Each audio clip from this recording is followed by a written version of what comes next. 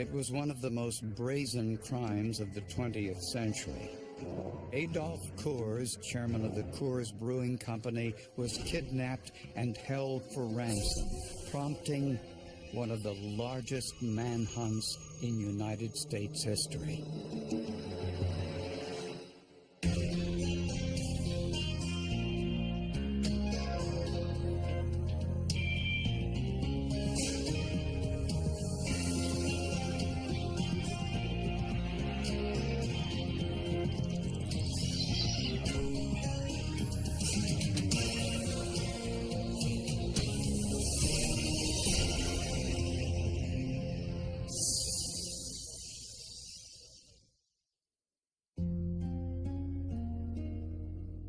The name Coors is one of the most recognized in America. For over 100 years, the Coors family has been making beer in their Golden, Colorado brewery. They've been very successful and grown very wealthy. The Coors Brewery is the 5th largest brewery in the world. They have 10 breweries in 3 different countries and employ over 11,000 people. And they actually make over 1 billion gallons of beer annually. In 1960, the founder's grandson, Adolf Hermann Joseph Coors III, was the company chairman.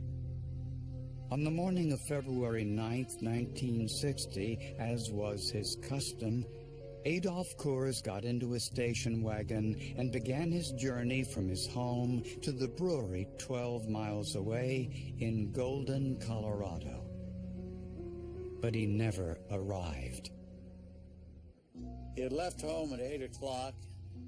His wife had said that he left in a good mood, had appointments at the brewery.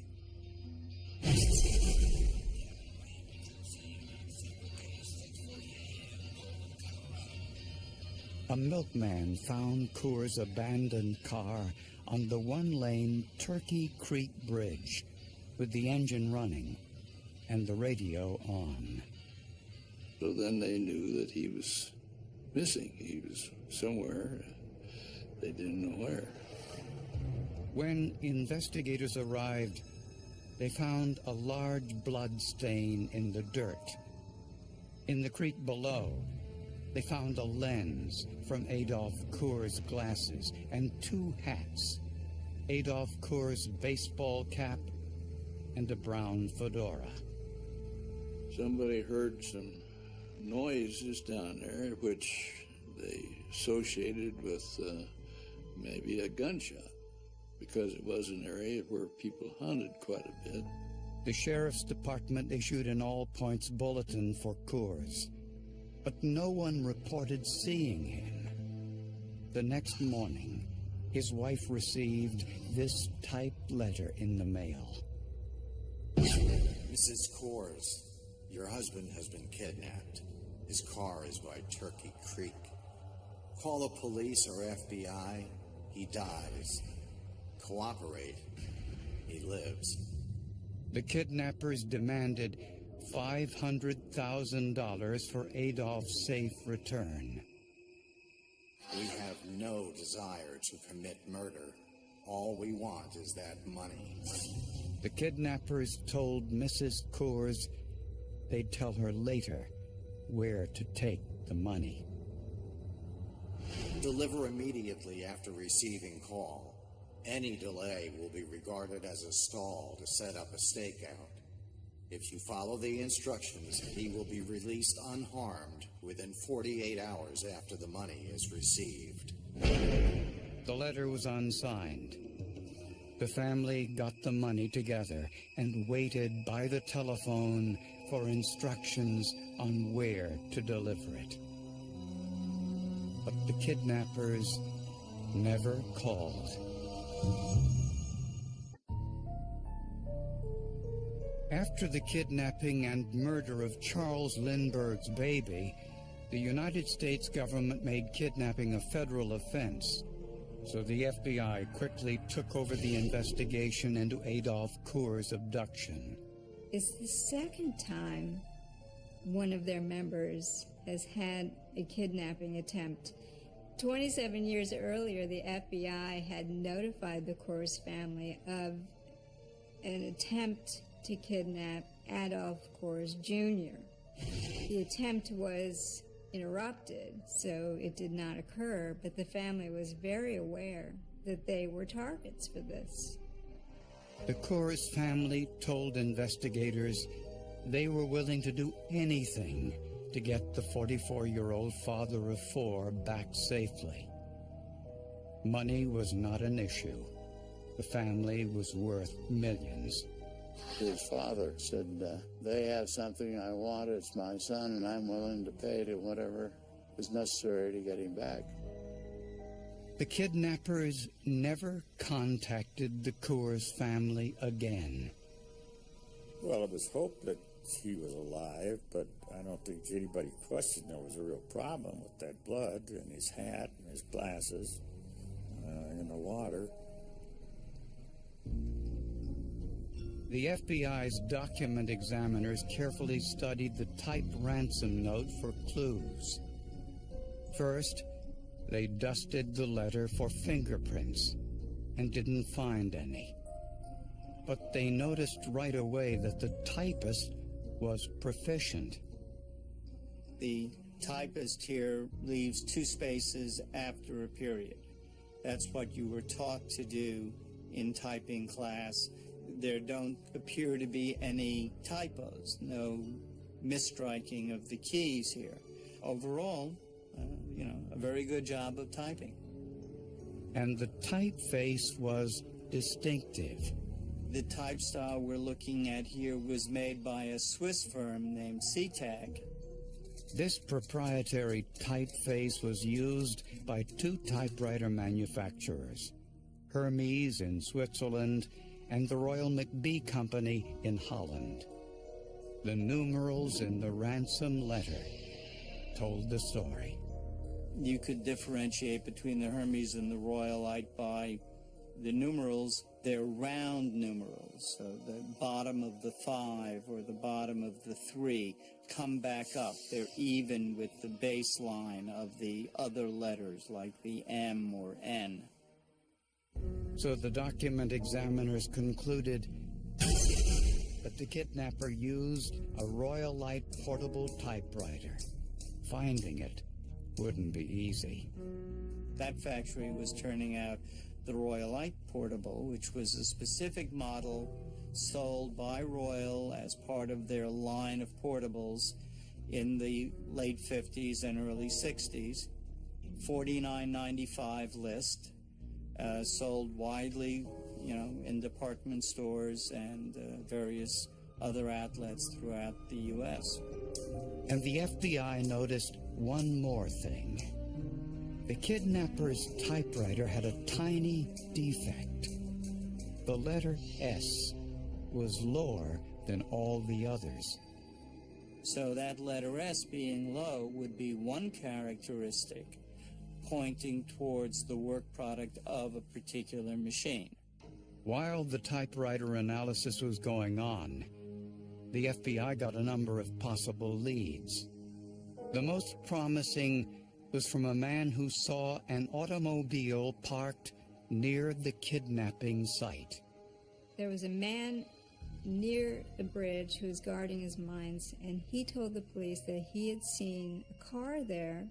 There was an early 1950s model of a Mercury sedan.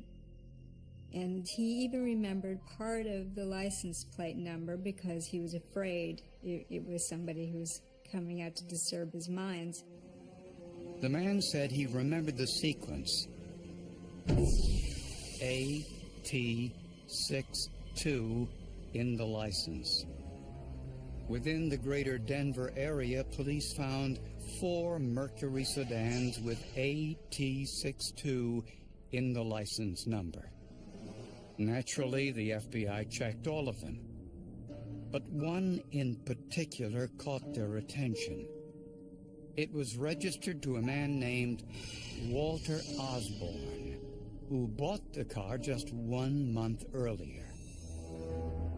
When the FBI went to Osborne's apartment in downtown Denver, it was empty. He had moved out the day after the kidnapping and left no forwarding address. His demeanor was very quiet, as I recall, very unsocial. He never got close to anybody as far as we knew or we found out. The lady that cleaned the room had indicated that she had seen some guns in the room. And in the dumpster behind the apartment, investigators found empty boxes for a pair of handcuffs and leg restraints. Agents dusted the room for fingerprints and made a startling discovery. The prints in the room matched those of a convicted killer, 31-year-old Joseph Corbett. In 1951, he had shot another man and killed him. He claimed it was self-defense, but the man had been shot in the back of the head.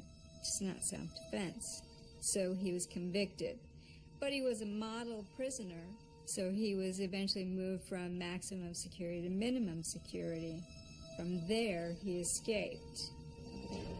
The landlord identified Corbett's mugshot as the man who rented the apartment. Using his alias, Corbett worked as a paint mixer for the Benjamin Moore Company, and according to a co-worker, had made several incriminating comments. I remember one comment he made. He said, kind of watch the newspapers. Someday there's going to be a big thing bust loose here, and then you won't see me anymore.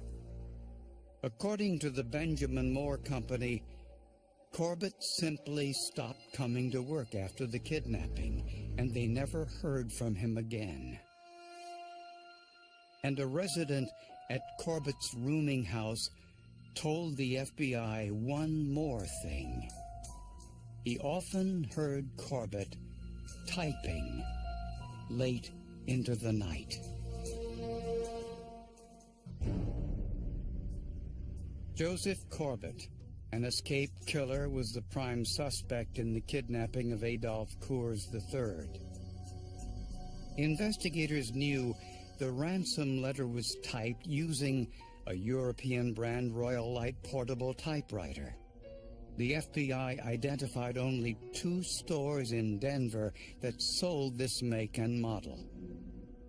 One was the May D&F department store, and a clerk there recognized Joseph Corbett. He was very positive. That's the man I sold the typewriter to. Apparently, Corbett was one of the few customers who paid cash. He bought the typewriter 4 months prior to the kidnapping. Despite these leads, police still didn't know where Corbett was, or where Adolf Coors was, for that matter. The FBI put out an all-points bulletin for Joseph Corbett's 1951 Mercury sedan. 8 days after the kidnapping, 1,700 miles away, New Jersey police found the automobile.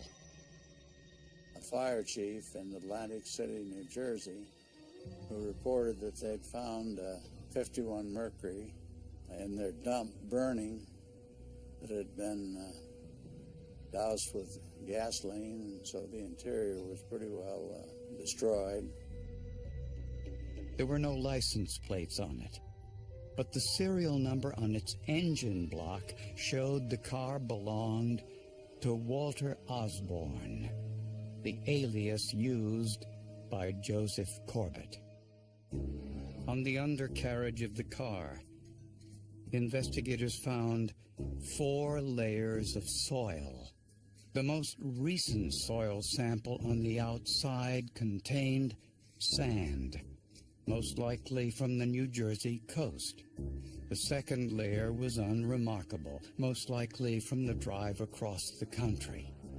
The oldest soil sample was unusual, with many different types of shale, consistent with the soil at the kidnapping site. That sample matched one of the control samples, and that control sample was collected near Turkey Creek, near the Coors Ranch. So investigators believed that soil sample on top of the shale was from the area where Corbett took Adolf Coors after the abduction. It, too, was distinctive because it had large amounts of granite flecked with pink feldspar. For comparison, FBI agents took hundreds of soil samples from Denver and surrounding areas, hoping to find out where this came from. We sent in 612 samples of dirt or soil. And they said, don't send us any more soil. It was all over that lab. The soil sample from the car was similar to the Pikes Peak granite, which gets its pink color from the potassium feldspar. Pikes Peak is on the front range of the Rocky Mountains, about 10 miles west of Colorado Springs. But searching the Pikes Peak area was a huge undertaking. We searched mines, we searched houses, we searched empty buildings, stalls, thinking we might find something. 8 months after the kidnapping, in an area frequented by hunters, searchers found a human skull, bones, and the clothing that Adolf Coors was wearing on the day he disappeared. They found a right shoulder blade that had two holes in it that were made, in the opinion of a pathologist, by a high-speed projectile. The holes in the shoulder blade corresponded to 2 holes in Coors' jacket. The projectile went through his lungs and would have created a fatal injury. That was similar in MO to the fact that Corbett had shot his first victim in the back of the head. So that seemed to be his style, his approach. Investigators also found Coors' pocket knife engraved with the initials AC III. The bones were in pretty good condition. The skull was in fairly good condition, enough that they could identify through the dental records that it was Mr. Coors. Investigators knew that Joseph Corbett was the killer. All they had to do now was find him.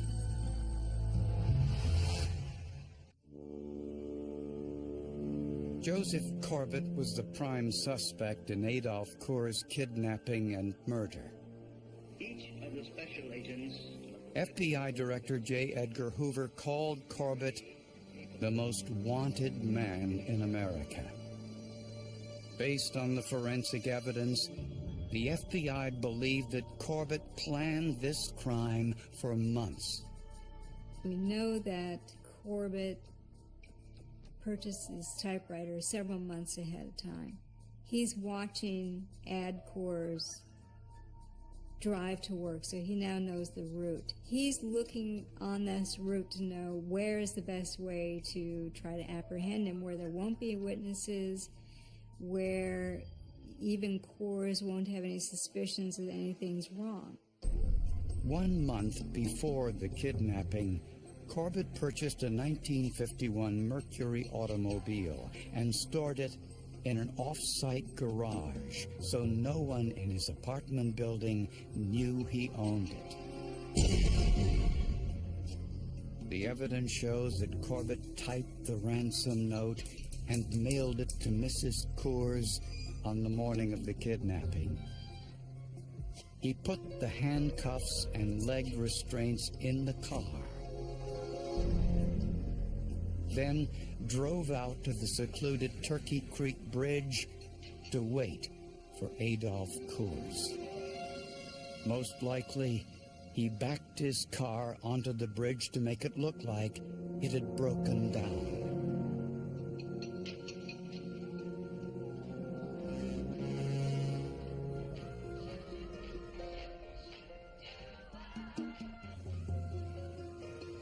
Coors got out to investigate.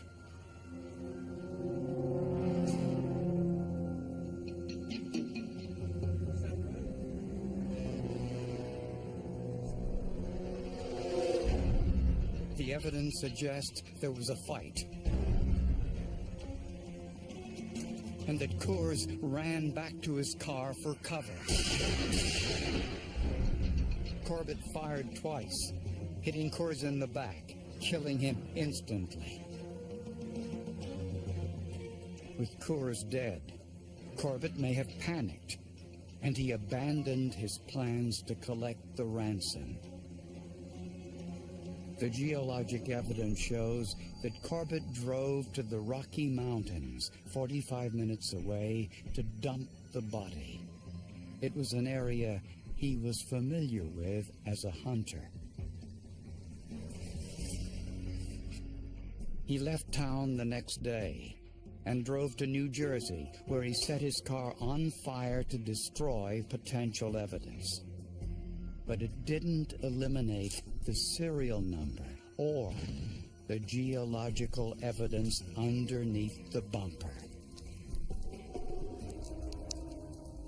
What I think what happened is because I think Corbett really wanted the money. He wasn't really after killing somebody. It's clear he's trying to keep the police from finding a trail to him, and yet he does 1, 2, 3, 4, 5 things that lead right to him.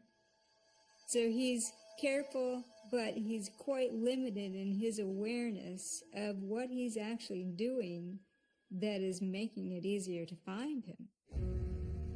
For 7 months, Corbett successfully eluded one of the largest manhunts in American criminal history. Newspapers and magazines covered the story. A woman in Vancouver, Canada, saw the press reports and called the FBI, saying that a man matching Corbett's description was living in her apartment building. When the arrest was made in Vancouver, the FBI agent making the arrest said, "Joe Corbett," he said, "I'm your man. I'm not armed. I surrender." Investigators didn't find the Royalite typewriter, any paper or envelopes matching the ransom note, or the murder weapon among Corbett's possessions. But they had proof. Corbett purchased a typewriter like the one used for the ransom note and owned the automobile that contained geological evidence from both the abduction and body dump sites. Joseph Corbett pled not guilty at his trial, but was convicted of kidnapping and murder and sentenced to life in prison. In Colorado, the law at that time, and I think it still is the law, you can't have a death penalty case unless there's an eyewitness or a confession. And in this case, we had neither. The case remains one of the most notorious in Colorado history. It was, in fact, the first high-profile case in this country where soil evidence was critical to the prosecution of the case. To pinpoint it to Turkey Creek Bridge and the area where the body was found. That's unique even today. So for those days, for someone to A, have thought of it, B, to have analyzed it carefully enough to prove that the car was in these two areas was really quite a feat for forensic science.